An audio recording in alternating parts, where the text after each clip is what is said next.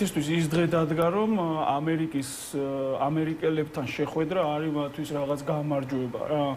ხო, ანუ შევადაროთ ეხლა წინა პერიოდებს ძალიან დაბლა არის ხო დაწეული მათთვის სტანდარტი. ეს ზეიმობენ ფაქტიურად ამას. მაგრამ ეხლა შევხედოთ ჩვენ შემდეგნაირად ამერიკელებისთვის რა არის ეს, ხო?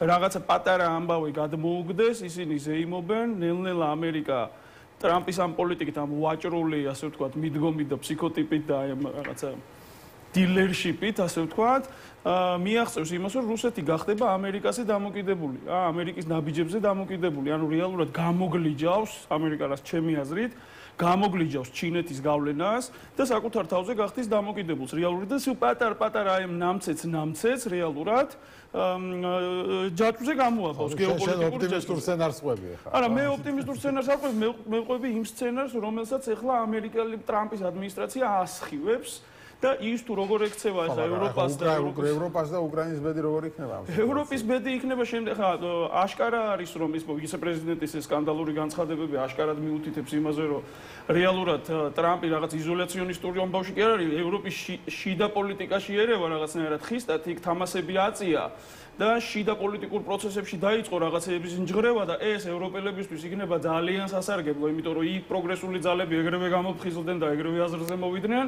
დემოკრატიული, ასე ვთქვათ, საფრთხეების თემები ძალიან გამძაფრდა, ხო? და ვისზე გააკეთა აქცენტი, ანუ რაღაც პოპულისტურ ძალაზე გააკეთა აქცენტი, რომელიც ეძებს სხვადასხვა, ასე ვთქვათ, იგივე ეგ ნორმალურია, რომ ეხლა გერმანიაში ულტრამემარჯვენე პარტიას, როგორც რაღაცა ფაშისტური ფესვებიდან მოდის, მხარს უჭერს რუსეთი და ტრამპი. მოდით ესე გაგახსენებთ ეხლა მეცოლაც იტალიაში იყო საკმაოდ ისეთი. მაგრამ მეცოლა ეხლა საკმაოდ ნორმალური პოზიციაა. ეხლა კი, იმიტომ რომ ის აი იმ პარტიის ლიდერისგან განსხვავებით, რომელიც პირდაპირ რაღაცა, რასაც რუსეთი ამბობს, იგივეს იმეორებს, უკრაინასთან დაკავშირებით. მეცოლაც მიისწრაფოდა ხელისუფლებისკენ, რომ მიისწრაფოდა საკმაოდ პოპულისტური და რადიკალური ესეთი რაღაცა მებით გამოირჩეოდა და ეხლა ხედავთ რომ არის პროუკრაინელი. მაინც არ შეედრება მეცოლა იმ კაცს. არა, შეიძლება არ შეედრება. გვარი დამოვიწყდა იმ კალბატონის. ხო, შეიძლება, არა, შედარებები ეხლა ცოტა ისეთი უხეირო საქმეა რეალურად, მაგრამ ანუ პრინციპი ვნახეთ ჩვენ, ხო?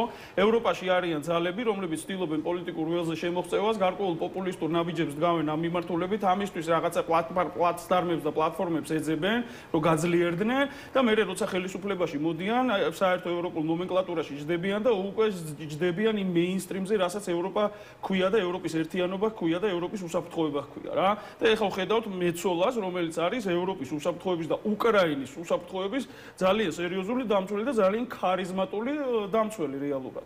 ასე რომ მე მაგაზე არ ვნერვიულობ, ევროპა ძალიან კარგ მდგომარეობაში ვარდება, ეხლა ზუსტად იქ ურტყავს ტრამპის სადაც მათ სისუსტეები აქვთ.